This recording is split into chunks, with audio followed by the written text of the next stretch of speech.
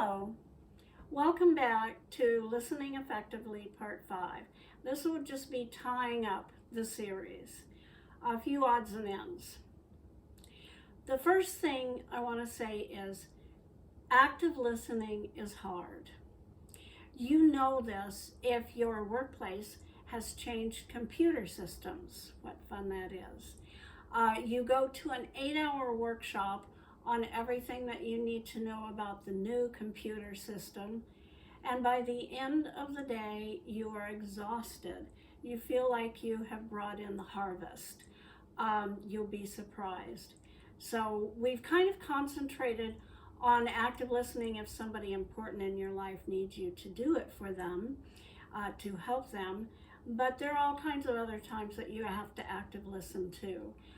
In an emergency, when you're at a new interview for a job, when you take somebody to the doctor or go yourself and there's a hard diagnosis, there are all kinds of times that you have to active listening, so that it's important that you know how to do it, and now you do.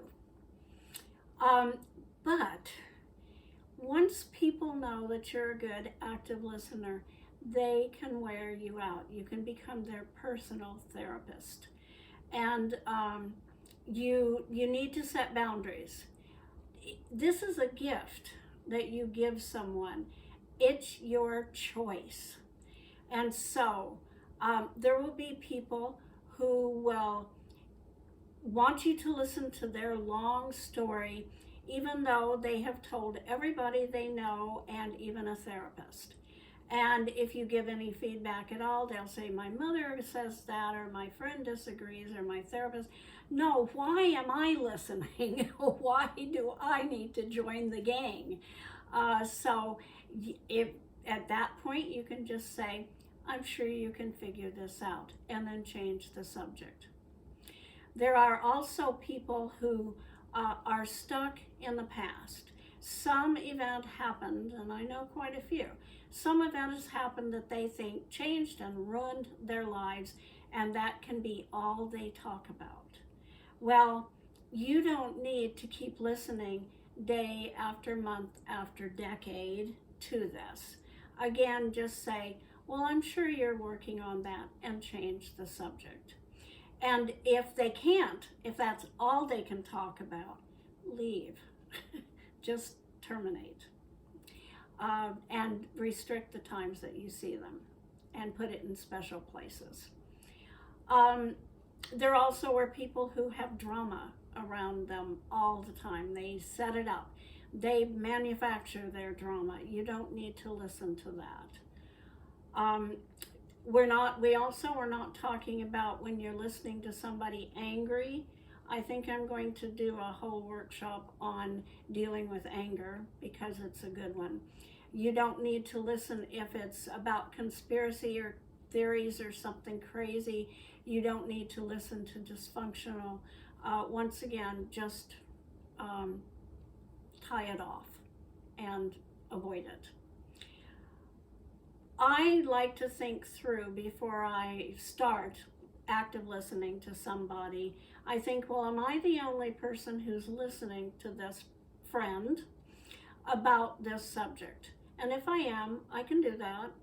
And after we active listen, for a period of time where we know what we're really dealing with, I can give feedback or brainstorm or make suggestions or whatever. That's totally appropriate. Another time would be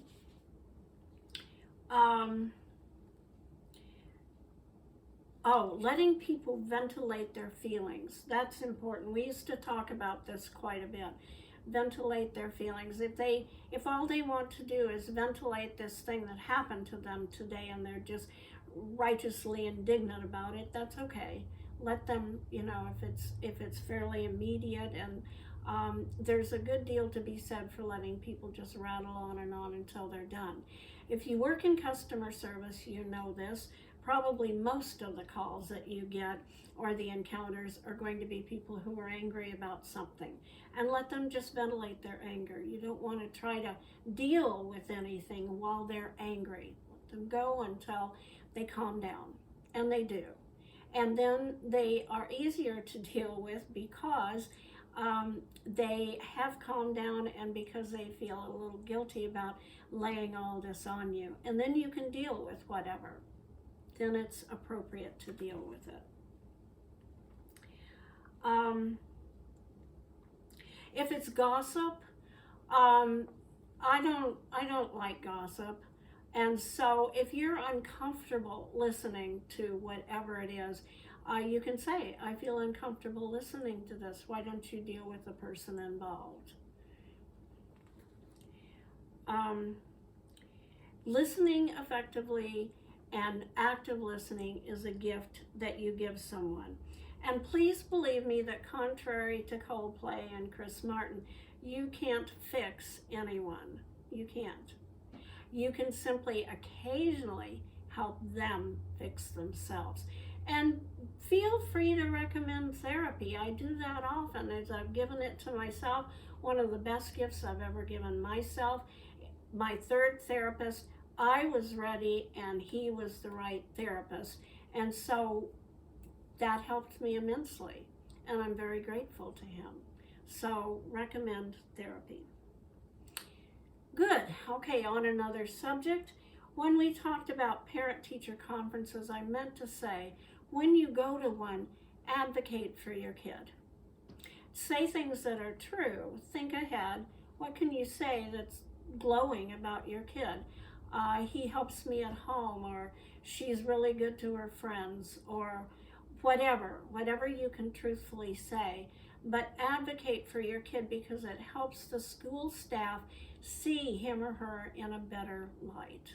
It just happens that way. We wish it weren't so, but it is. So, and speaking of him or her, I know my pronouns. I'm a grammarian, raised by a grammarian, 2 grammarians actually.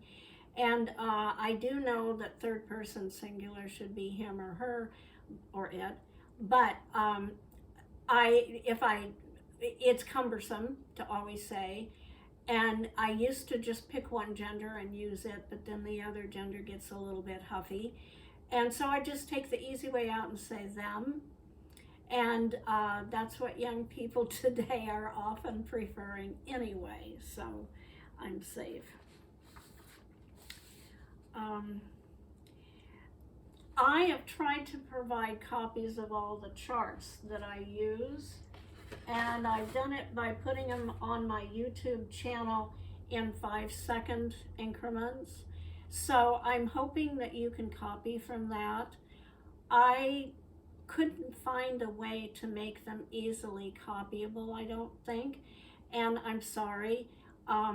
I know I probably need Adobe, and I don't want to stop now and try to figure out Adobe, and I will, but I haven't yet. So if there's a chart that you can't copy and you want, email me at skillbuilding201@gmail.com, and I will send it. I will email it back to you. So thank you for joining me for listening effectively. Please join me for my next workshop, which will start right away, taking care of yourself in a crazy world. Thank you.